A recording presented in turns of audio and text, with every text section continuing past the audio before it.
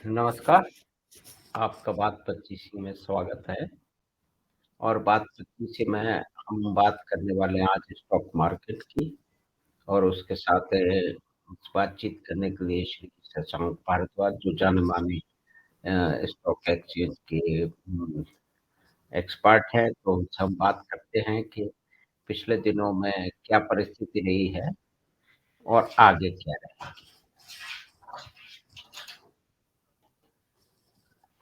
शशांक भाई नमस्कार। आप ज़रा अनम्यूट कीजिए, अनम्यूट कीजिए।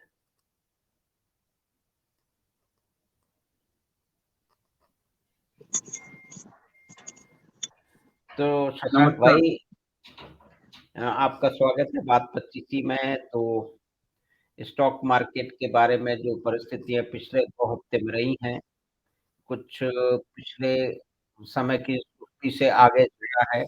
तो आगे का किस तरह की गति रहेगी, आपका आकलन क्या है? तो इसके बारे में आप शुरुआत करें। देखिए, पिछले बार जो मार्केट में गिरावट आई थी उसका बड़ा कारण अमेरिका में बैंकों का संकट था। उसके कारण हम्म, घबराहट हो गई थी मार्केट में। फिर हम्म, अदानी का मामला भी कुछ उसमें योगदान दे रहा था और कुछ राजनीतिक बातें भी संज्ञान में थी। लेकिन अभी जो हम मार्केट देख रहे हैं इसमें ये सारी बातें अब ठीक सी होती दिख रही है। अमेरिका में शुक्रवार को ही जो बड़े बड़े बैंकों के परिणाम आए वो बहुत अच्छे हैं। तो ये दिखा रहे हैं कि वहां पे जो एक तरह के का संकट था उसपे इन्होंने विजय पा ली। भारत में अदानी को लेके जो बातें थी तो अब अदानी का शेयर में कोई बड़ी गिरावट हम नहीं देख रहे, नीचे से बढ़ा ही है। और लोगों में एक भाव आ गया है कि अदानी को लेके जो बातें की जा रही थी वो उतनी खराब नहीं है जितनी उसको प्रदर्शित किया जा रहा था। अब ये लोगों को राजनीतिक ज्यादा लग रहा, आर्थिक कम लग रहा। फिर मानसून में भी भारत सरकार की जो संस्था उसने घोषणा की है कि मानसून अच्छा रहेगा। विदेशी मुद्रा भंडार हमारा इस सप्ताह बढ़ा है। भारत में और अमेरिका दोनों में जो मुद्रास्फीति की दर थी कम हुई है।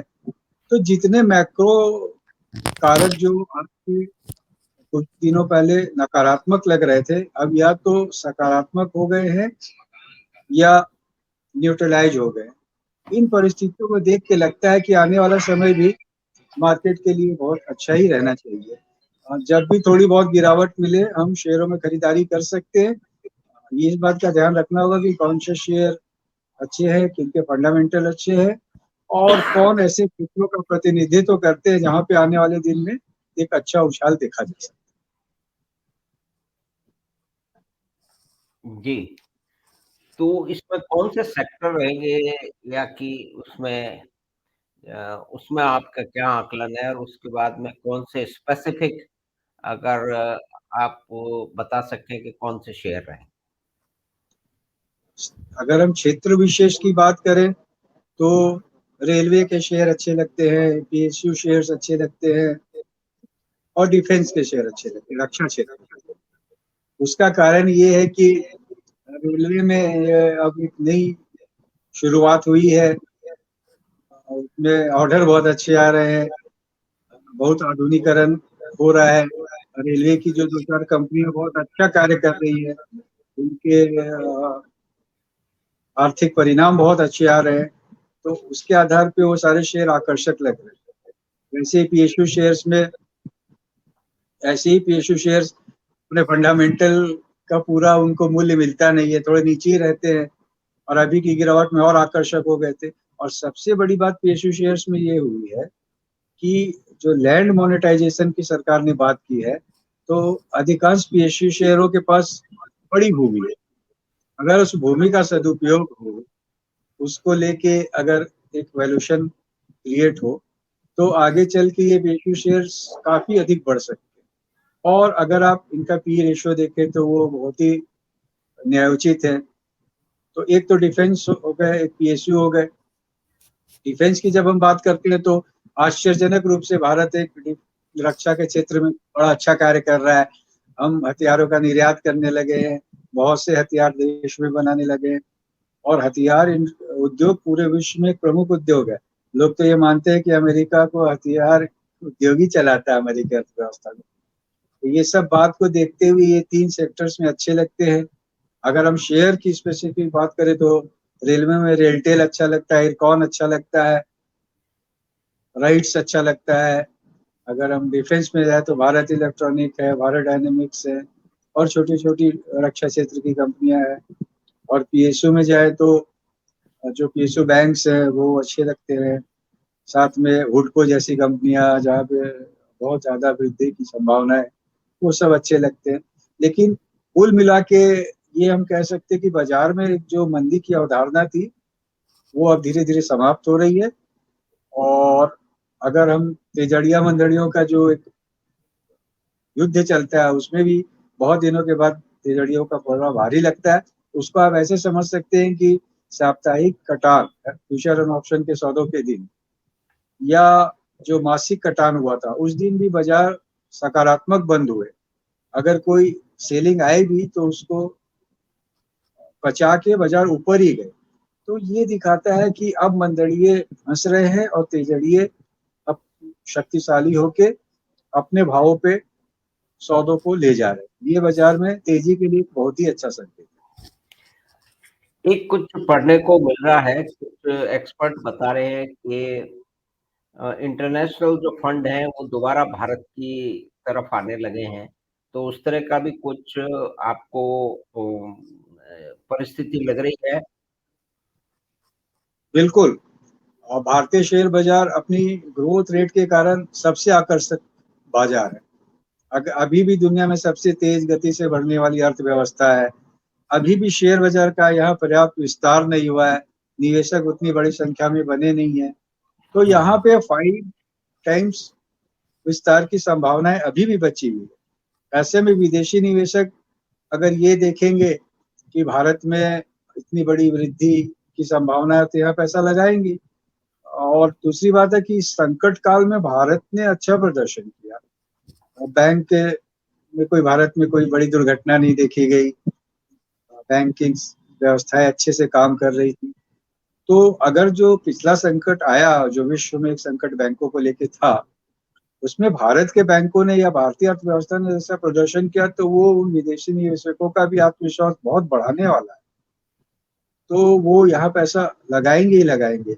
दूसरी बात कि जिन्होंने पैसा निकालना था उन्होंने पैसा निकाल लिया और बड़ी राशि निकाली, लेकिन भारतीय निवेशकों या घरेलू निवेशकों ने निवेश करके उस बुरी स्थिति में भी बाजार को उतना गिरने नहीं दिया। तो जो बाहर का निवेशक अब यहाँ आएगा उसको ऐसा लगेगा कि कल उसने बड़ी बिकवाली की तो उसको खरीदने का संसाधन अब भारत में है। तो ये एक बड़ी बात होती, इस कारण भी विदेशी निवेशकों का निवेश भारत में आएगा। और राजनीतिक घटनाक्रम विपरीत नहीं हुआ। जैसे अभी कर्नाटक में चुनाव है, 13 मई को उसके परिणाम आने वाले हैं। अगर वहां पे कोई नकारात्मक आश्चर्यजनक बात नहीं है तो बाजार यहाँ से भी काफी ऊंची ऊंचे स्थानों की तरफ बढ़ सकता है। हाँ, अगर किसी को स्टॉप लॉस रखना है तो अगर निफ्टी का 17,700 का एक स्तर है वहां पे स्टॉप लॉस रख सकता है जो ट्रेडर मेंटेलिटी के लोग हैं। लेकिन जिनका थोड़ा दीर्घकालीन रणनीति है वो शेयर बाजार में पैसा लगाए और गिरावट पे तो जरूर ही लगाए।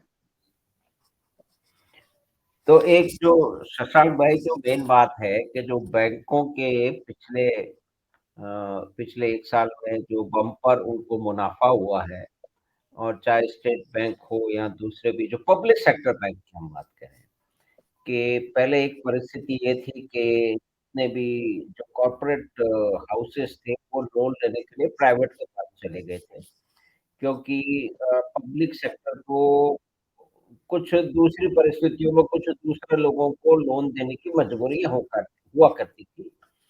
तो अब उसमें परिवर्तन आ गया है। शायद पब्लिक सेक्टर का जो मुनाफा है वो कुल मिला के 1 लाख करोड़ से ऊपर चला गया है। एसबीआई कभी 150-200 के पास झुकता था, वो आज अपने से उससे 500-600 के बीच में पहुंच गया है। और भी जैसे यूको बैंक और दूसरे बैंक ऑफ बड़ौदा, तो इसके जो बैंकों में जो आमूलचूल परिवर्तन हुआ है, तो उसके क्या कारण रहे होंगे कि एक तरफ जो रियलिटी है और शेयर मार्केट की प्राइसिंग है, इसमें जो रिलेशनशिप है उसको थोड़ा-सा। और देखिए पीएसयू बैंकों में निवेशकों का विश्वास उतना अधिक नहीं था, इसलिए आप इनका जो मल्टीपल देखेंगे, यानी ईपीएस जितना है और जो उनके मूल्य चल रहे हैं, उनमें उसका रेशियो बहुत अच्छा नहीं था। लेकिन अभी अवधारणाएं बदल रही है, क्योंकि बैंकिंग संस्कृति बदल गई, कार्य प्रणाली बदल गई। अब लोन में सरकारी बैंक जो लोन देते हैं वो भी बड़ी सावधानी के साथ देते हैं। वैसा वैसे लूट का वातावरण नहीं रहा कि बैंक सरकारी बैंक से लोन ले लो फिर सो जाओ। एनसीएलटी बन गया, ये लोन रिकवर कर पा रहे हैं। भारत सरकार भी इसमें बहुत ज्यादा ध्यान दे रही है। और वो सारी चीजें जो आप कह रहे हैं कि इनके लाभ में दिखता है, अगर 1 लाख करोड़ रुपए से अधिक का लाभ हुआ तो अच्छा कार्य कर रहे हैं, तभी हुआ है। ऐसे में पीएसयू बैंकों के प्रति एक अलग दृष्टिकोण उभर के आने की पूरी संभावना है। जैसे अभी लोग कह रहे हैं कि बैंक ऑफ बड़ौदा और आईसीआईसीआई बैंक दोनों का मूल्यांकन एक जैसा कह रहे हैं लोग, जबकि बैंक ऑफ बड़ौदा उससे 1/4 के मूल्य के आसपास उपलब्ध है, या 20% आईसीआईसीआई बैंक के बराबर मूल्य पे है। तो कैनरा बैंक उसको भी कह रहे हैं कि अगर पूरा उसकी जो मार्केट कैप है वो उस बैंक की जो बैलेंस शीट है उसके अनुरूप काफी कम है। तो ये अब लोग ये ध्यान देना प्रारंभ किए। लोग को भय ये था कि सरकारी बैंकों का पैसा डूब जाता, वो परिस्थितियां मोदी जी ने बदल दी। तो तो आप कह रहे हैं कि बैंक ऑफ बड़ौदा, जो कि शायद पब्लिक सेक्टर का दूसरा बैंक है एसबीआई के बाद में, दूसरे नंबर का बैंक है, तो उसकी जो कंपैरिजन है वो आईसीआईसीआई बैंक से हो रहा है। अब ये तो मार्केट ये में तो ये यही मल्टीपल, 2-3 मल्टीपल की बात कर रहे हैं आप, संभावना की ओर इशारा कर रहे हैं। बैंक ऑफ बड़ौदा के बारे में इस तरह की बात सुनने आ रही है मार्केट में, तो ये मार्केट में कोई बात आती है तो ये पता चलता है कि मार्केट किस अवधारणाओं के तरफ जा रहा है। पहले ऐसा कोई सोच नहीं सकता था कि आईसीआईसीआई बैंक और बैंक ऑफ बड़ौदा की तुलना करते। अब तुलना लोग कर रहे हैं तो ये मान के चल रहे हैं कि अगर इतना अंतर नहीं टिका तो बैंक ऑफ बड़ौदा में आने वाले दिन में बड़ी उछाल की संभावना है। शेयर बाजार तो संभावनाओं का द्वार है, वहां तो सब संभावनाएं हैं, अनुमान है। पर इस तरह की जब ठोस बातें आ रही हैं तो जो आप कह रहे थे, सारा पीएसयू बैंकिंग परिदृश्य बदलने वाला है, बदल रहा है। और यहाँ पे कोई निवेश करे और गिरावट पे खरीदारी करे तो धीरे धीरे ये पी पीई मल्टीपल में, पी रेशियो में जो प्राइवेट सेक्टर के बैंक है उनके आसपास पहुंच जाएंगे कुछ दिन। तो ये ट्रांसफॉर्मेशन आप मोटा-मोटी अगर हम सामान्य रूप से समझने की कोशिश करें, जिनको बहुत सारे फाइनेंशियल और बैंकिंग के डिटेल नहीं मालूम है, तो उसके क्या कारण क्या रहे हैं कि ये इतना आमूल-चूल परिवर्तन हो चुका है कि अब पब्लिक सेक्टर बैंक और प्राइवेट सेक्टर बैंक करीब-करीब ऐसा माने जाने लगा है कि बराबर की धरातल पे आ जाए? नहीं, वहां समस्या दो थी। एक तो कार्य प्रणाली अच्छी नहीं थी, कार्य संस्कृति अच्छी नहीं थी, और जो ऋण देते थे उसके प्रति कोई सावधानी का भाव नहीं रहता था। बहुत हद तक ये अपने राजनीतिक स्वामियों के संकेतों पे कार्य करते थे। हुँ, हुँ। अब जब के मोदी जी आए हैं, जो किया वो बोलना पड़ेगा। तो उन्होंने इस बैंकों की कार्यप्रणाली को काफी सुधारा है। एनसीएलटी जैसी संस्थाएं बना के बहुत सा ऋण वापस ले लिया है। अभी बैंक बहुत संभल के ऋण देने लगे हैं। तो यही प्राइवेट सेक्टर बैंक में होता था। जैसे दीपक पारिक जी का एक साक्षात्कार मैं देख रहा था, उसमें उन्होंने कहा था कि विजय माल्या उनके अच्छे मित्र थे, लेकिन विजय माल्या ने उनसे कहा ऋण दो, उन्होंने नहीं दिया। बोला तुम मेरे अच्छे मित्र हो, लेकिन तुमको ऋण देना निर्भर करेगा तुम्हारी कंपनी कैसी है उस पर। नहीं, तो नहीं, ये ये जो बहुत प्रोफेसर बहुत महत्वपूर्ण बात आप इशारा कर रहे हैं कि जो कि पारिक साहब ने कही है, तो वो बहुत सारी बातों की तरफ इशारा कर रही हैं कि पहले पब्लिक सेक्टर की हालत क्यों थी और किसके कारण वो उनकी बुरी स्थिति है, अब से वो बदल रही है। मतलब ये तथ्यगत बात है कि बैंकिंग सेक्टर का एक इतना बड़ा व्यक्ति जिसने पूरी संस्था को खड़ा किया, वो कह रहा है कि मैं मित्रता के कारण ऋण नहीं दूंगा। हाँ, तो ये जो एक व्यावसायिक तरीका था, रुख था, अवधारणा थी, वो अब पीएसयू बैंक में भी आ रही है। और अंतर इतना ही है बस, वो वहाँ पे बहुत गुण दोष के आधार पे प्राइवेट सेक्टर बैंक ऋण देते थे। हमारे यहाँ सरकारी बैंकों में माना जाता था कि राजनीतिक स्वामी ने कहा तो लोन दे दो। अब वो नहीं हो रहा। तो सरकारी बैंकों का जो विस्तार है वो अभी भी प्राइवेट सेक्टर के बैंकों से अधिक है, शाखाएं अधिक है, इनके पास छुपी संपत्तियां बहुत है, बैलेंस शीट में एसेट डिप्रिशिएट हो गई है अगर, ये पर छुप उसका अभी बाजार इसके मूल्य बारे में कई गुना बताएं है। तो क्या वो छुपी संपत्तियों का अगर रिवैल्यूएशन होगा तो और उसकी वैल्यू बढ़ेगी? हाँ, अभी जो एसेट या लैंड मोनेटाइजेशन की बात सरकार ने की है, उससे जो आइडल एसेट है उसका बड़ा अच्छा मूल्य मिलने की संभावना है। अब लोग कह रहे हैं कि अगर नीचे तल में आपका बैंक है तो नीचे मार्केट बना दो, बैंक को ऊपर ले जाओ। तो यानी ये एक एक एक एक महत्वपूर्ण बात है कि जैसे एसबीआई की जो बैंक है, जो उनके खुद के एसेट हैं, जहाँ वो बिल्डिंग और लैंड को खुद ओन करते हैं, तो उसका वैल्यूएशन अभी किस आधार पे, अगर आप इसको एक बिल्कुल ही अगर साधारण रूप में समझा पाए? भारत में भारत में भू संपत्तियों का मूल्य कई गुना बढ़ गया है और बैलेंस शीट में उल्टी स्थिति है, और डिप्रिशिएट हो के कई गुना कम हो गया है। तो ये मिसमैच है। अगर इसको हम प्योर नहीं तो वैल्यूएशन की थ्योरी पे वो देखेंगे। रिवैल्यूएशन, शशांक भाई, तो बैंक जो कि ऋण देते हैं, मतलब इन सब चीजों के गुरु घंटाल होने चाहिए, तो वो उनका रीअसेसमेंट क्यों नहीं कर रहे? कौन से बैंक की बात कर रहे हैं आप, सरकारी? मतलब पब्लिक सेक्टर बैंक। हाँ, नहीं, देखिए वो पहले क्या था, कोई जिम्मेवारी निश्चित नहीं थी। हम्म। सरकारी कार्यालय या सरकारी विभागों में जो काम करने की एक संस्कृति थी वो ऐसी ही थी। लोन दें, उससे वो वापस आए नहीं आए, कोई ज्यादा चिंता नहीं करता था, अधिक चिंता नहीं करता था। और अभी बहुत कड़ाई है। मेरे बैंक में मित्र हैं, बताते हैं कि नहीं, हमें बहुत व्यावसायिक तरीके से कार्य करना पड़ता, हमें भी लक्ष्य दिया जाता, हमारा भी लोन में एनपीए क्या है नहीं है उस पर बहुत ध्यान दिया जाता। अब वो सारी व्यवस्थाएं बदल रही है। और पीएसयू बैंक जो हम लोग बात कर रहे थे कि अपने स्थायी संपत्तियों के आधार पे बहुत शक्तिशाली है, अगर वह कार्य संस्कृति मात्र बदल जाए तो उनमें बहुत बड़ा पुनर्मूल्यांकन हो सकता। अभी लोग स्टेट बैंक और एचडीएफसी बैंक की तुलना करने लगे।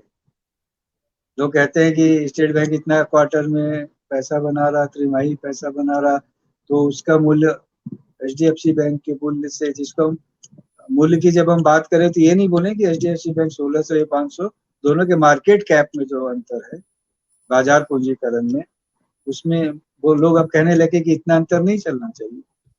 तो ये एक बड़ी बात है सरकारी बैंकों के प्रति। जो निवेशक हैं, जो अनुभवी निवेशक हैं, उनके दृष्टिकोण में इतना बड़ा परिवर्तन आना एक बड़ी बात है, और इसका पीएसयू बैंकों को आगे चल के बड़ा लाभ मिलेगा।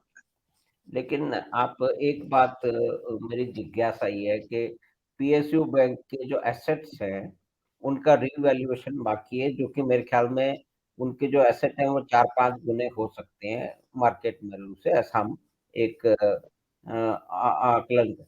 तो प्राइवेट बैंक की उनके जो लैंड और बिल्डिंग एसेट है, उसका क्या रीवैल्यूएशन होता रहा है या उसमें भी इसी तरह का? प्राइवेट बैंकों का इतिहास उतना पुराना नहीं है। पीएसयू बैंक वर्षों पुराने हैं। और अगर आप देखेंगे तो ये जो प्राइवेट सेक्टर के बैंक है ना, इनकी ज्यादा शाखाएं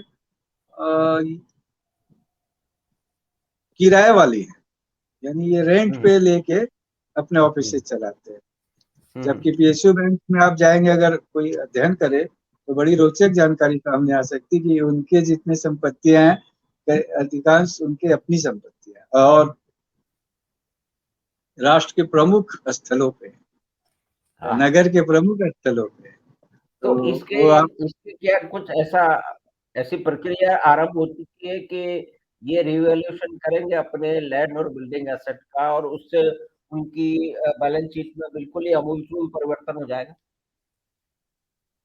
और बात तो है ऐसी, सरकार कोई तो रास्ता निकालेगी, क्योंकि बैंक की बैलेंस शीट जितनी अच्छी होगी, उनका वैल्यूएशन उतना अच्छा होगा, तो उनके कार्य करने की क्षमता उतनी अधिक बढ़ेगी। तो कोई तो रास्ता निकलेगा। लेकिन मैं एक ये जो विचार आया था मन में कि अगर आपका एक बैंक है, तो आप पहले दो तल्ले को व्यवसायिक रूप से विकसित कर दो और अगले दो तल्ले में अपना बैंक ले जाओ। तो ये बात तो कहाँ ये से किस जगह से आई है, मतलब ये एसबीआई या मतलब पब्लिक सेक्टर की ये ये या अभी साधारण ये बात, परिणति में होनी शुरू हो गई है या ऐसा कॉन्सेप्ट डेवलप हो गया? ऐसी विचारधाराएं अब आ रही हैं। लोग कहना चाह रहे हैं कि इस दृष्टिकोण से भी सोचना चाहिए, क्योंकि आप अपनी संपत्ति का जितना अधिक व्यवसायिक उपयोग करेंगे, उतना अधिक आपकी कंपनी को लाभ होगा, आपके निवेशकों को लाभ होगा, आपके कार्य करने की क्षमता बढ़ेगी। और इसमें क्या बुरी बात है, ये किया जा सकता है। आजकल ऐसा कोई आवश्यक नहीं है कि ग्राउंड फ्लोर में ही आपका बैंक हो, एक तल्ला ऊपर भी ले जा सकते हैं, दो तल्ले ऊपर भी ले जा सकते तो हैं। अगर तो इस ये तरह जैसा आप इंगित कर रहे हो गया, तो फिर तो पब्लिक सेक्टर बैंक की जो परिस्थितियों में आमूल-चूल बड़ा भारी परिवर्तन हो जाएगा उनकी एसेट एसेट वैल्यू में। हाँ, उस दिशा में बढ़ भी रहे हैं। पीएसयू बैंक, आप अभी जो अंतिम परिणाम की बात कर रहे थे, 1 लाख करोड़ के लाभ की, तो जब परिचालन लाभ इतना अच्छा बढ़ा तो बैंक अच्छे कर रहे हैं। उसमें अगर एसेट का रिवैल्यूएशन हो जाए तो बहुत अ, अच्छा होगा, वो सोने में सुहागा हो जाएगा। आप देखिए ना, बहुत सी रियल एस्टेट कंपनी है जिनकी लैंड वैल्यू के कारण शेयर बाजार में उनका मूल्य है। अभी वो लैंड ऐसे ही पड़ी है, लेकिन लोग मानते हैं कि नहीं, ये 5,000 करोड़ रुपया की जैसा आप भूमि है। सेंचुरी टेक्सटाइल वगैरह का उदाहरण हाँ, दे रहे हैं, सेंचुरी रेमंड और टेक्सटाइल है, सेंचुरी। बॉम्बे डाइंग है, हाँ। बॉम्बे डाइंग है, और भी बॉम्बे में बहुत सी ऐसी कंपनियां हैं, या और भी अन्य स्थानों पे। तो जब कंपनी का मूल्यांकन होता है तो इस दृष्टिकोण से भी देखा जाता कि इसमें जो इसके निहित भू संपत्तियां, परिसंपत्तियां, उनका क्या योगदान है। तो पीएसयू बैंक में भी ये क्यों ना होना चाहिए। मैं अगर चाहता हूँ कि सरकार इस दृष्टिकोण से सोचे, और इससे बैंक सुदृढ़ होंगे, शक्तिशाली होंगे। जी। तो ये जो अब एक जैसे जो सरकार की एक कंपनी महत्व एक एमटीएनएल के बैंकिंग बारे में जो बार बार ये बात आती है, एमटीएनएल के बारे में आती है कि भू संपदा बहुत बड़ी है। एचओसीएल है, हिंद ऑर्गेनिक केमिकल, उसके बारे में कहा जाता कि इसकी बड़ी भू संपदा है। एचएमटी के बारे में कहा जाता। तो जब आप हम्म, इन कंपनियों के लिए इस तरह की बात सोचते हैं, तो पीएसयू बैंक के लिए भी ऐसी बात सोचनी ही चाहिए। क्यों नहीं सोचनी। मैं ऐसे मित्रों को जानता हूँ जिन्होंने 40 साल पहले कोई फैक्ट्री शुरू की थी, फैक्ट्री बंद हो गई और दुनिया भर का उन पे कर्जा चढ़ गया, करोड़ों रुपए का कर्जा चढ़ गया। लेकिन उन्होंने अपनी जमीन को बेच दिया तो वो कर्जे से भी जो मुक्त हो गए और उनके पास में और भी सरप्लस उनके पास में बच गया। तो निश्चय ही ये एक बहुत महत्वपूर्ण बात है। अच्छा, बैंकिंग सेक्टर से शशांक भाई अगर हम डिफेंस सेक्टर की तरफ जाएँ, कि जहाँ पे मतलब 15,000 करोड़ का तो हम एक्सपोर्ट करने लगे हैं, जो पहले नाम मात्र का 1,000 करोड़ के आसपास का हुआ करता था और आगे जो टारगेट 30-30 हज़ार करोड़ का है। तो उसमें मुख्य कंपनियाँ कौन-सी रहेंगी और क्या टाइम फ्रेम रहेगा? जैसे बीईएल है, एचएएल है, मझगाँव डॉक है, ये सब इन पे। हाँ, ये सब कंपनियां अभी भी आप इनका पी मल्टीपल देखेंगे तो ज्यादा नहीं है। और डिफेंस ना एक बहुत अधिक मार्जिन वाला उद्योग है। और एक बार हुँ, अगर आपके प्रोडक्ट अच्छे हो गए, आपके लाभ की कोई सीमा नहीं है। और डिफेंस एक कंटिन्यूस मार्केट है, बहुत ज्यादा इसमें मंदी का प्रभाव नहीं पड़ता। हर राष्ट्र अपने आप को सुरक्षित करना चाहता है। और अभी जो नई बातें आई हैं, उसके अनुसार भारतीय जो अस्त्र शस्त्र है, वो बाकी राष्ट्रों के अस्त्र शस्त्र की तुलना में बहुत सस्ते हैं। इस आधार पे लोगों ने तो कहा भारत को हवाई जहाज, लड़ाकू विमान का ऑर्डर मिल रहा है, तेजस जैसे विमान अन्य राष्ट्र खरीदना चाहते हैं। तो इससे पता चलता है कि हमारे पास विशेषज्ञता है, हमारे पास तकनीक है, एक जो हमारे पास झिझक थी वो समाप्त हो गई है। अब हमारी कंपनियां विश्व स्तरीय अस्त्र शस्त्र बना रही हैं, और क्योंकि हमारे यहाँ मूल्य कम है तो वो एक बहुत ही बड़ा मार्केट हमारे लिए खुल रहा है। और जो जिस दिशा में बातें आगे बढ़ रही हैं, तो यहाँ से भी 5 से 10 गुना अधिक बड़ा बाजार बन सकता है भारत के लिए। तो ये, और कंपनियां हमारे यहाँ 4-5 ही हैं जो बड़ा काम करती है इस क्षेत्र में। उन सब कंपनियों में हालांकि बहुत ज्यादा दाम बढ़ भी गए। मेरे को याद है कि एक समय अधकचरे जो आर्थिक विशेषज्ञ थे, अधकचरे आर्थिक विशेषज्ञ, जिसको आप वामपंथी बोल सकते हो, समाजवादी बोल सकते हो, या रुदाली भी कह सकते हैं थोड़े कड़े शब्दों में, वो सब हिंदुस्तान एयरोनॉटिक्स को बोलते थे कि मोदी ने इसको डुबा दिया। उस समय हाँ, इसका इसमें मूल्य ये 500-600 शशांक भाई, रुपये ये चलता था। महत्वपूर्ण बात है। खैर, उनको डुबाने और तराने के उनको अर्थ और मायने ही मालूम नहीं है। तो जहाँ तक मुझे याद है, एचएएल का शेयर 1,000-1,200 पड़ा करता था, अब पाँच छह 2700 सौ सात सौ 2800 रुपये आ गया था। तो ये लोग 700 बोलने रुपए लगे में थे आ कि गया था। मोदी ने इसको डुबा दिया, इसके पास हुँ, ऑर्डर नहीं है, और इसको ऑर्डर नहीं देके अनिल अंबानी कंपनी को ऑर्डर दे रहे हैं। यानी ऐसे मूर्खतापूर्ण बातें जिसका कोई सिर टांग पूछ नहीं थी। और आज देखिए, वही एचएएल 2800 रुपया भाव है, 600 से 4-4.5 4 गुना गुना बढ़। हो गया, 700 से तो 4 गुना हो गया। हाँ, 4 गुना दाम वो हो गया। 1200 तो मुझे याद है, अब आपने याद दिलाया तो 700 भी गया है। हाँ नहीं, एक समय इन्होंने कहा था कि हॉल को मोदी डुबा रहे हैं और इसमें ऑर्डर नहीं है। एक याद है यूनियन की बात की थी कि यूनियन ने ये कहा वो कहा बेंगलोर में, ऐसा वो। हुँ, हुँ। लेकिन वो सब मूर्खतापूर्ण बात थी। उनको कुछ बोलने के लिए बोलना रहता है, तथ्य इनके पास रहते नहीं, आधार इनके पास रहते नहीं, अवधारणा है नहीं, कुछ भी बोल। तो आज देख लीजिए क्या हुआ। फिर अब भारत डायनेमिक्स भी 300-350 रुपया आ गया था, वहां से 800-900 1000 रुपए की तरफ बढ़ रहा है। भारत इलेक्ट्रॉनिक भी 60-65 रुपए का था, अभी 110-15 जाके 100 के आसपास है। अब भारत इलेक्ट्रॉनिक तो मेरे को ध्यान है 30 रुपए में मात्र मिलता था, मैंने खरीदा था। और मेरे को ये उस समय मैंने कहीं पढ़ा था, आज की बात नहीं, आपको 25 साल पहले की बात बता रहा हूँ, जी। कि ये कंपनी में सर्वश्रेष्ठ मस्तिष्क हैं भारत के, जो बहुत अच्छी अच्छी प्रणालियां बना सकते हैं। 20 रुपए मिलता था 100 रुपए का शेयर, 10 रुपए का शेयर। अभी तो एक जी, रुपए का जी। शेयर का भाव 109 रुपया है। तो जब आप एक अच्छी कंपनी को सहारा देते हैं, उसके लिए आने वाले दिन अच्छे होते हैं, जिन क्षेत्रों में वो काम कर रही होती है वहां पे आने वाले दिन में अच्छी संभावनाएं होती हैं, तो कुछ भी परिणाम सकारात्मक आते हैं। तो ये हमें समझना पड़ेगा। डिफेंस ने अभी प्रारंभ किया है, लेकिन चूंकि एक ऐसा सेक्टर है जहाँ पे मंदी जैसी कोई बात रहती नहीं है आम विशेष तौर पे। हर राष्ट्र को सुरक्षा के लिए आवश्यक होते हैं, और ये एक लगातार चलने वाली प्रक्रिया है। ऐसा नहीं हो सकता कि आपने एक हथियार खरीद लिए तो फिर दूसरा नहीं खरीदोगे। तो वो भारत का जो इस क्षेत्र में काम और सरकार जो प्रोत्साहन दे रही है, अपना भी देश के हथियारों के लिए अब आदेश घरेलू कंपनियों को देने में वरीयता दी जाती है। इन सब के आधार पे डिफेंस शेयर अभी भी खरीद सकते हैं, और गिरावट पे खरीदारी तो करनी ही चाहिए। मेरा तो यह मानना है कि अगले 25 साल भारत के शेयर बाजार के लिए बहुत अच्छे हैं, पूरे विश्व की अर्थव्यवस्थाओं के लिए बहुत अच्छे हैं। क्योंकि भारत और चीन में अब बात आ रही है कि अगले 25 साल में हो सकता है ब्याज की दरें 1-2% फिर से आ जाए। वैसा होगा तो अर्थव्यवस्था का वो बूम आएगा कि शेयर बाजार तो अर्थव्यवस्था से सीधा संबंधित रहता, तो शेयर बाजार में भी बहुत बड़ी उछाल आएगी। तो मैं तो अभी कह रहा हूँ, खरीदिए और गिरावट पे और खरीदिए, और प्रतीक्षा कीजिए जब पूरा विश्व समृद्धि की ओर दौड़ेगा तो आपके शेयर भी अत्यंत समृद्ध।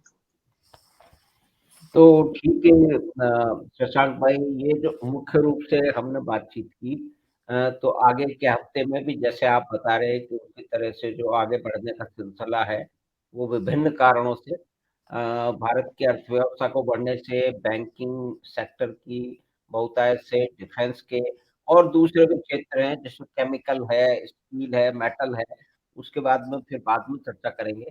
तो कुल मिला के एक पॉजिटिव एटीट्यूड आप दे रहे हैं। तो अगले 1 महीने के लिए जैसे हम कुछ वो तो नहीं कर रहे, तो 1 महीने के लिए कोई आपसे पूछे कि शशांक भाई आप मुझे 1 महीने के लिए कोई बता दीजिए, लंबा-चौड़ा मनी है, तो कोई आप ऐसा पिकअप कर सकते हैं 2-3? नहीं देखिए, मैं कोई सर्टिफाइड सेबी एडवाइजर तो हूँ नहीं, लेकिन फिर भी जो मेरा अनुभव है और ज्ञान है, उसके आधार पे मैं कह सकता हूँ कि आप भारत इलेक्ट्रॉनिक खरीदो और भारत डायनामिक खरीदो, इरकॉन खरीद लो, रेलटेल ले लो, bank of Baroda, bank of India, union bank, property के शेयर लाइक गोदरेज प्रॉपर्टी, जैसे हम तो 1,000 रुपया में अच्छा बोलते थे, अभी तो 1,300 हो गया। ये सब शेयर के दिन आने वाले अच्छे हैं, लेकिन शेयर बाजार में ऐसा नहीं होता कि गिरावट नहीं आए, कोई कारण से गिरावट आती तो उसमें भी खरीदने का आपको साहस और व्यवस्था रख के खरीदना चाहिए, तो आगे चल के अच्छे होंगे। ऐसे व्यक्तिगत तौर पे हम लोग 20-25 शेयरों का एक पोर्टफोलियो रखते हैं और अपने क्लाइंटों को भी बताते हैं, तो समय आने पे वो भी हम चर्चा में कर सकते हैं कि क्यों लेना चाहिए, क्यों ये शेयर अच्छे। जी, तो धन्यवाद शशांक भाई।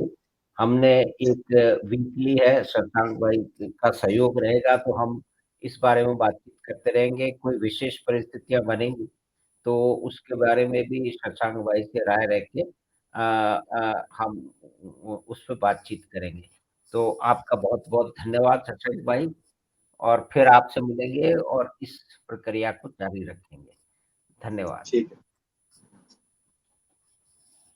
तो हमने आज बात की थी जाने-माने स्टॉक मार्केट के जो विशेषज्ञ श्री शशांक भारद्वाज ने। उन्होंने बताया मुख्य रूप से हमने आकलन किया, उन्होंने आकलन किया कि इस टाइप का जो पब्लिक सेक्टर बैंक हैं, उनमें क्या परिवर्तन हो रहे हैं और डिफेंस के क्षेत्र में तो उन्होंने ये कहा कि ये अभी बढ़त चली है, वो आगे समय पे चलती रहेगी। तो हमें आशा है कि ये बातचीत जो स्टॉक मार्केट के बारे में थी, आपको पसंद आई होगी। तो हम आपसे फिर मिलेंगे बात 25 की अगली बात में और आपको कार्यक्रम पसंद आया तो अपने मित्रों और परिवार के साथ साझा करें। धन्यवाद, नमस्कार।